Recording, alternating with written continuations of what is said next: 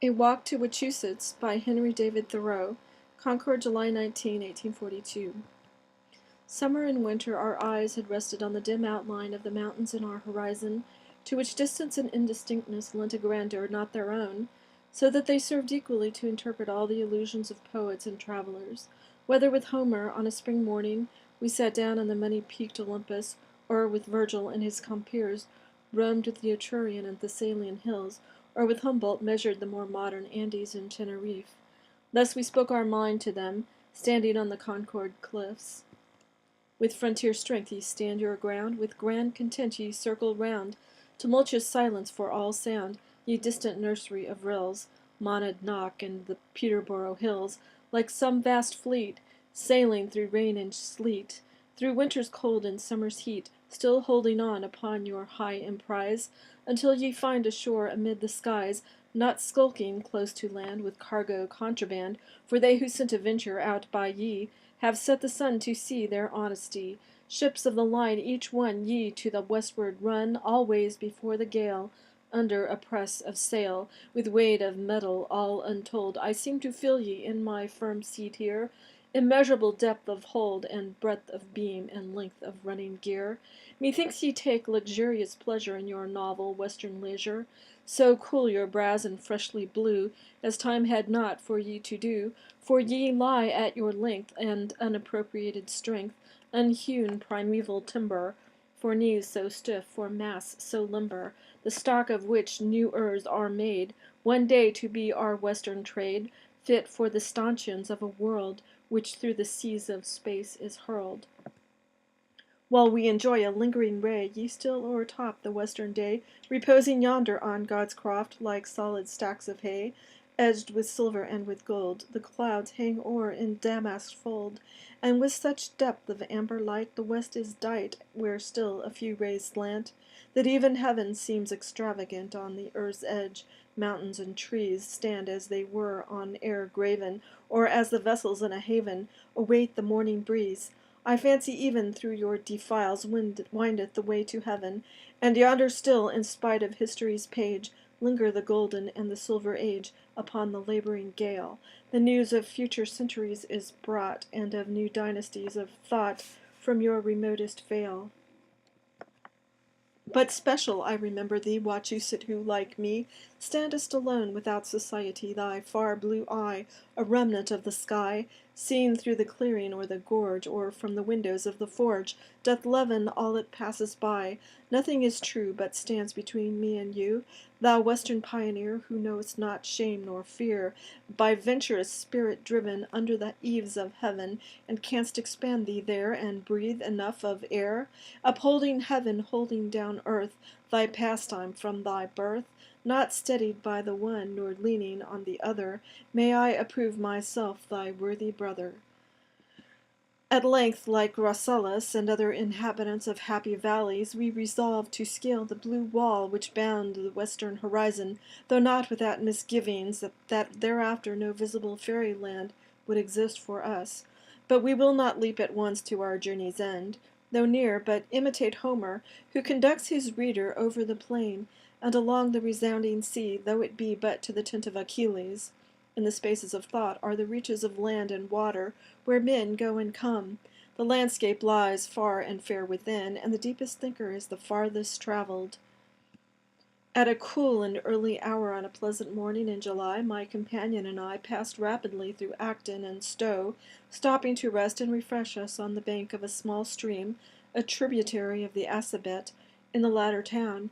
As we traversed the cool woods of Acton with stout staves in our hands, we were cheered by the song of the red-eye, the thrushes, the phoebe, and the cuckoo, and as we passed through the open country, we inhaled the fresh scent of every field, and all nature lay passive, to be viewed and traveled.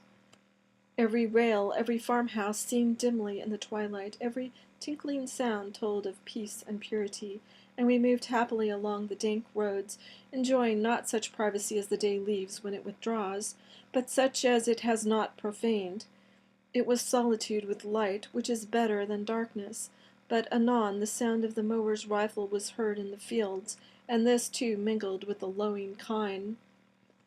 This part of our route lay through the country of hops, which plant perhaps supplies the want of the vine in American scenery, and may remind the traveler of Italy and the south of France, whether he traverses the country when the hop fields as then present solid and regular masses of verdure, hanging in graceful festoons from pole to pole, the cool coverts where lurk the gales which refresh the wayfarer, or in September when the women and children and the neighbors from far and near are gathered to pick the hops into long troughs, or later still, when the poles stand piled in vast pyramids in the yards, or lie in heaps by the roadside. The culture of the hop, with the processes of picking, drying in the kiln, and packing for the market, as well as the uses to which it is applied, so analogous to the culture and uses of the grape, may afford a theme for future poets. The mower in the adjacent meadow could not tell us the name of the brook on whose banks we had rested, or whether it had any, but his younger companion, perhaps his brother, knew that it was Great Brook. Though they stood very near together in the field, the things they knew were very far apart, nor did they suspect each other's reserved knowledge, till the stranger came by. In Bolton, while we rested on the rails of a cottage fence, the strains of music which issued from within, probably in compliment to us, sojourners, reminded us that thus far men were fed by the accustomed pleasures.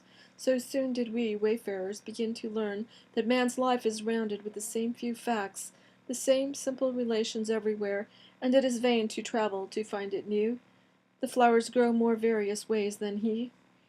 But coming soon to higher land, which afforded a prospect of the mountains, we thought we had not traveled in vain, if it were only to hear a truer and wilder pronunciation of their names from the lips of the inhabitants, not Wachusett, but Wartatic or Wachusett. It made us ashamed of our tame and civil pronunciation, and we looked upon them as born and bred farther west than we. Their tongues had a more generous accent than ours, as if breath was cheaper where it wagged. A countryman who speaks but seldom talks copiously, as it were, as his wife sets cream and cheese before you without stint. Before noon we had reached the highlands overlooking the valley of Lancaster, affording the first fair and open prospect into the west, and there, on the top of a hill, in the shade of some oaks, near to where a spring bubbled out from a leaden pipe, we rested during the heat of the day, reading Virgil and enjoying the scenery. It was such a place as one feels to be on the outside of the earth, for from it we could, in some measure, see the form and structure of the globe. There lay Wachusett, the object of our journey, luring upon us with unchanged proportions, though with a less ethereal aspect than had greeted our morning gaze, while further north, in successive order, slumbered its sister mountains along the horizon. We could get no further into the Aeneid than Atque alte monia Romae and the wall of high Rome, before we were constrained to reflect by what myriad tests a work of genius has to be tried, that Virgil, away in Rome 2,000 years off, should have to unfold his meaning, the inspiration of Italian vales, to the pilgrim on New England hills. This life so raw and modern, that so civil and ancient, and yet we read Virgil, mainly to be reminded of the identity of human nature in all ages, and by the poet's own account, we are both the children of a late age, and live equally under the reign of Jupiter. He shook honey from the leaves and removed fire, and stayed the wine, everywhere flowing in rivers, that experience by meditating might invent various arts by degrees, and seek the blade of corn in furrows, and strike out hidden fire from the veins of the flint. The old world stands serenely behind the new, as one mountain yonder towers behind another, more dim and distant. Rome imposes her story still upon this late generation. The very children in the school we had that morning past had gone through her wars and recited her alarms ere they had heard of the wars of neighboring Lancaster. The roving eye still rests inevitably on her hills, and she still holds up the skirts of the sky on that side and makes the past remote. The lay of the land hereabouts is well worthy the attention of the traveler. The hill on which we were resting makes part of an extensive range, running from southwest to northeast, across the country, and separating the waters of the Nashua from those of the Concord, whose banks we had left in the morning, and by bearing in mind this fact, we could easily determine whither each brook was bound that crossed our path. Parallel to this, and 15 miles further west, beyond the deep and broad valley in which lie Groton, Shirley, Lancaster, and Boylston, runs the Wachusett Range in the same general direction. The descent into the valley on the Nashua side is by far the most sudden, and a couple of miles brought us to the southern branch of the Nashua, a shallow but rapid stream, following between high and gravelly banks. But we soon learned that there were no gelide valleys into which we had descended, and missing the coolness of the morning air, feared it had become the sun's turn to try his power upon us. The sultry sun had gained the middle sky, and not a tree and not an herb was nigh, and with melancholy pleasure we echoed the melodious plaint of our fellow traveler Hassan in the desert. Sad was the hour and luckless was the day when first from Shiraz walls I bent my way. The air lay lifeless between the hills, as in a seething cauldron, with no leaf stirring, and instead of the fresh odor of grass and clover with which we had before been regaled, the dry scent of every herb seemed merely medicinal. Yielding, therefore, to the heat, we strolled into the woods and along the course of a rivulet on whose banks we loitered, observing at our leisure the products of these new fields. He who traverses the woodland paths at this season will have occasion to remember the small, drooping, bell-like flowers and slender red stem of the dog's bane, and the coarser stem and berry of the poke, which are both common in remoter and wilder scenes. And if the sun casts such a reflecting heat from the sweet fern as makes him faint when he is climbing the bare hills, as they complain who first penetrated into these parts, the cold fragrance of the swamp pinks restores him again when traversing the valleys between. As we went on our way late in the afternoon, we refreshed ourselves by bathing our feet in every rill that crossed the road, and anon, as we were able to walk in the shadows of the hills, recovered our morning elasticity. Passing through Stirling, we reached the banks of the Stillwater in the western part of the town at evening, where is a small village collected. We fancied that there was already a certain western look about this place, a smell of pines and roar of water, recently confined by dams, belying its name, which were exceedingly grateful. When the first inroad has been made, a few acres leveled and a few houses erected, the forest looks wilder than ever. Left to herself, nature is always more or less civilized, and delights in a certain refinement, but where the axe has encroached upon the edge of the forest, the dead and unsightly limbs of the pine, which she had concealed with green banks of verdure, are exposed to sight. This village had as yet no post office, nor any settled name. In the small villages which we entered, the villagers gazed after us with a complacent, almost compassionate look, as if we were just making our debut in the world at a late hour. Nevertheless did they seem to say, "Come and study us, and learn men and manners." So is each one's world but a clearing in the forest, so much open and enclosed ground. The landlord had not yet returned from the field with his men, and the cows had yet to be milked. But we remembered the inscription on the wall of the Swedish inn: "You will find at Cholhate excellent bread, meat, and wine, provided you bring them with you," and were contented. But I must confess it did somewhat disturb our pleasure in this withdrawn spot to have our own village newspaper handed us by our host, as if the greatest charm the country offered to the traveler was the facility of communication with the town.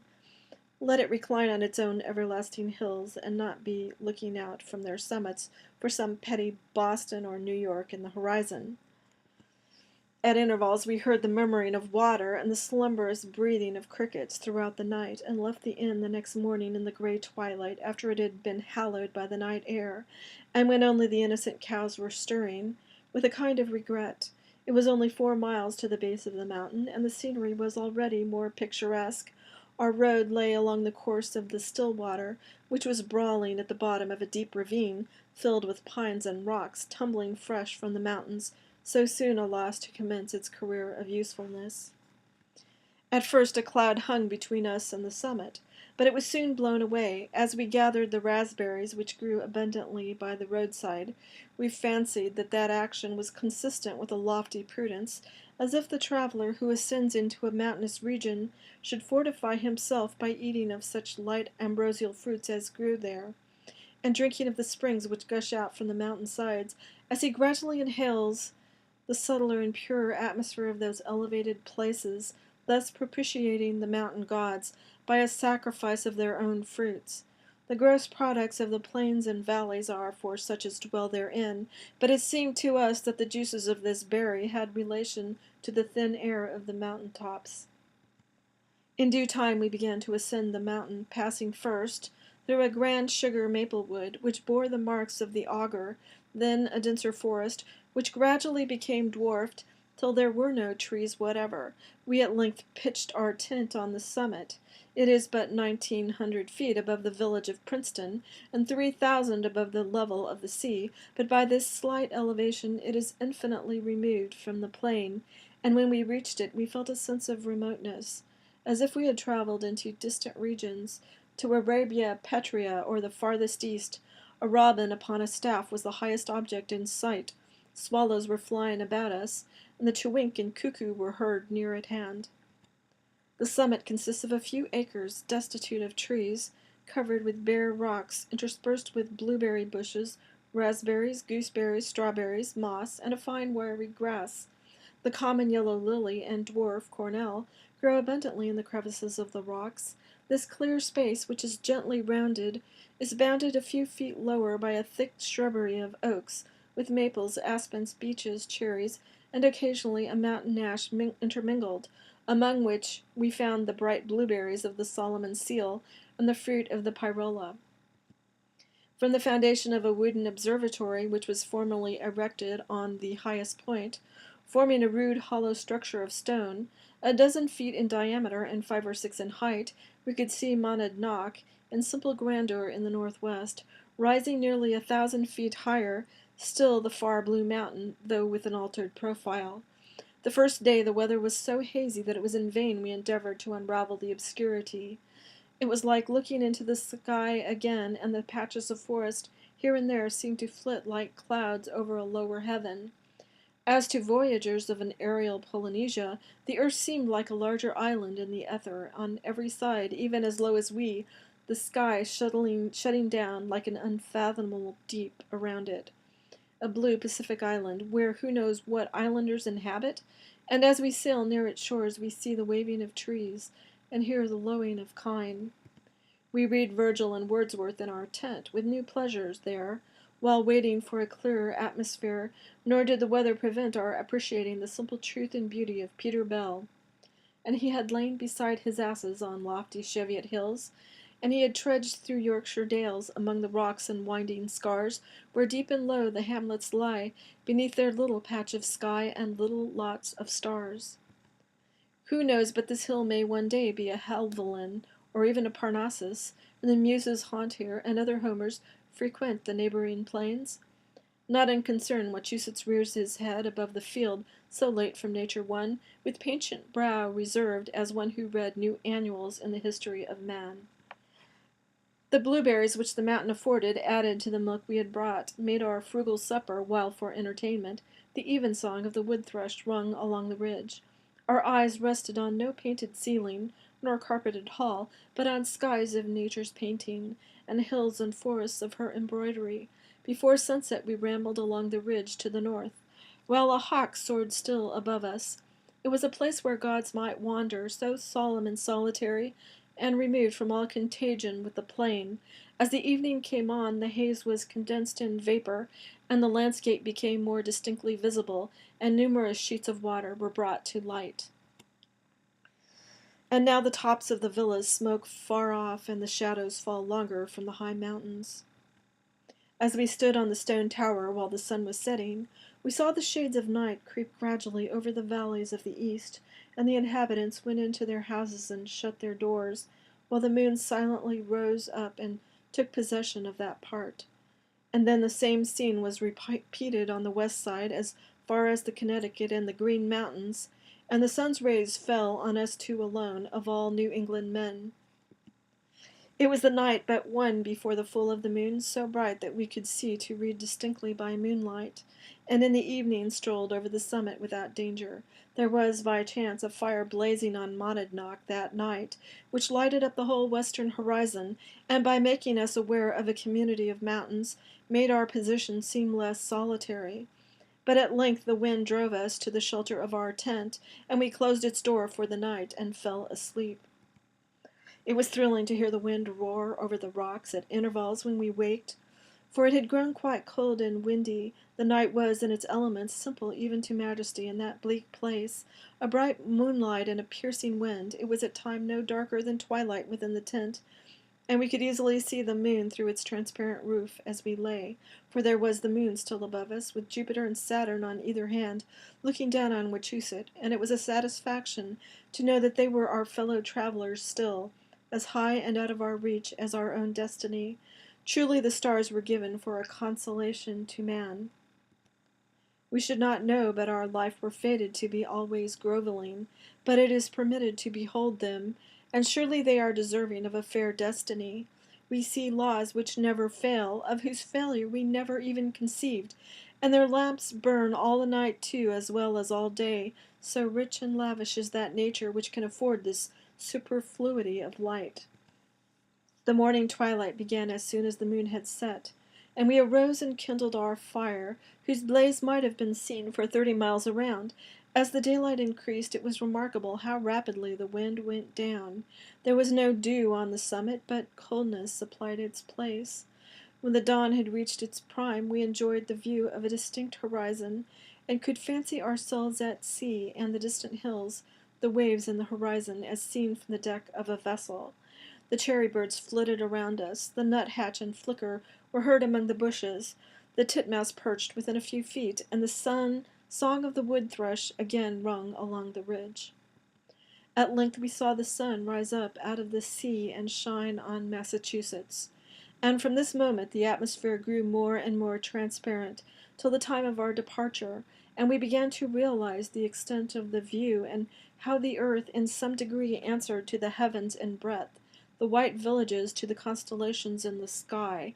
There was little of the sublimity and grandeur which belonged to mountain scenery, but an immense landscape to ponder on a summer's day. We could see how ample and roomy is nature, as far as the eye could reach. There was little life in the landscape. The few birds that flitted past did not crowd. The travelers on the remote highways which intersect the country on every side had no fellow travelers for miles before or behind. On every side the eye ranged over successive circles of towns, rising one above another like the terraces of a vineyard, till they were lost on the horizon. Wachusett is, in fact, the observatory of the state. There lay Massachusetts spread out before us in its length and breadth like a map. There was the level horizon which told of the sea on the east and south, the well-known hills of New Hampshire on the north, and the misty summits of the Hoosac and Green Mountains, first made visible to us the evening before, blue and unsubstantial, like some bank of clouds, which the morning wind would dissipate on the northwest and west. These last distant ranges, on which the eye rests unwearied, commence with an abrupt boulder in the north beyond the Connecticut, and travel southward with 3 or 4 peaks dimly seen, but Monadnock, rearing its masculine front in the northwest, is the grandest feature. As we beheld it, we knew that it was the height of land between the 2 rivers. On this side, the valley of the Merrimack, or that of the Connecticut, fluctuating with their blue seas of air, these rival vales already teeming with Yankee men along their respective streams, born to what destiny who shall tell? Wachusett and the neighboring hills in this state and in New Hampshire are a continuation of the same elevated range on which we were standing, but that New Hampshire bluff, that promontory of a state, lowering day and night on this our state of Massachusetts, will longest haunt our dreams. We could at length realize the place mountains occupy on the land, and how they come into the general scheme of the universe. When first we climb their summits and observe their lesser irregularities, we do not give credit to the comprehensive intelligence which shaped them, but when afterward we behold their outlines in the horizon, we confess that the hand which molded their opposite slopes making one to balance the other, worked round a deep center, and was privy to the plan of the universe. So is the least part of nature in its bearings referred to all space. These lesser mountain ranges, as well as the Alleghanies, run from northeast to southwest, and parallel with these mountain streams are the more fluent rivers answering to the general direction of the coast, the bank of the great ocean stream itself. Even the clouds with their thin bars fall into the same direction by preference, and such even is the course of the prevailing winds and the migration of men and birds. A mountain chain determines many things for the statesman and philosopher. The improvements of civilization rather creep along its sides than cross its summit. How often is it a barrier to prejudice and fanaticism? In passing over these heights of land, through their thin atmosphere, the follies of the plain are refined and purified, and as many species of plants do not scale their summits, so many species of folly no doubt do not cross the Alleghanies. It is only the hardy mountain plant that creeps quite over the ridge and descends into the valley beyond. We get a dim notion of the flight of birds, especially of such as fly high in the air, by having ascended a mountain. We can now see what landmarks mountains are to their migrations, how the Catskills and Highlands have hardly sunk to them when Wachusett and Monadnock open a passage to the northeast, how they are guided, too, in their course by the rivers and valleys, and who knows but by the stars as well as the mountain ranges, and not by the petty landmarks which we use. The bird whose eye takes in the green mountains on the one side and the ocean on the other need not be at a loss to find its way. At noon we descended the mountain, and having returned to the abodes of men, turned our faces to the east again, measuring our progress from time to time by the more ethereal hues which the mountain assumed, passing swiftly through Stillwater and Sterling, as with a downward impetus, we found ourselves almost at home again in the green meadows of Lancaster, so like our own Concord, for both are watered by two streams which unite near their centers, and have many other features in common. There is an unexpected refinement about this scenery. Level prairies of great extent, interspersed with elms and hop fields and groves of trees, give it almost a classic appearance. This, it will be remembered, was the scene of Mrs. Rawlinson's capture and of other events in the Indian Wars, but from this July afternoon, and under that mild exterior, those times seemed as remote as the eruption of the Gauls. They were the dark age of New England. On beholding a picture of a New England village as it then appeared, with a fair open prospect and a light on trees and river, as if it were broad noon, we find we had not thought the sun shone in those days, or that men lived in broad daylight then. We do not imagine the sun shining on hill and valley during Philip's War, nor on the warpath of Paugus or Standish or Church or Lovell with serene summer weather, but a dim twilight or night did those events transpire in. They must have fought in the shade of their own dusky deeds. At length, as we plodded along the dusty roads, our thoughts became as dusty as they. All thought indeed stopped. Thinking broke down, or proceeded only passively in a sort of rhythmical cadence of the confused material of thought, and we found ourselves mechanically repeating some familiar measure which timed with our tread, some verse of the Robin Hood ballads, for instance, which one can recommend to travel by. "Swevens are swift," said Little John, as the wind blows over the hill, "for if it be never so loud this night, tomorrow it may be still." And so it went up hill and down, till a stone interrupted the line, when a new verse was chosen. His shoot it was but loosely shot, yet flew not the arrow in vain, for it met one of the sheriff's men, and William a Trent was slain.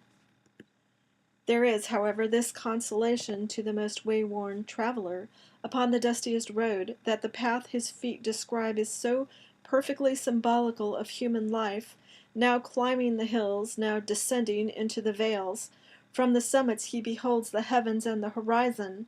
From the vales he looks up to the heights again. He is treading his old lessons still, and though he may be very weary and travel-worn, it is yet sincere experience.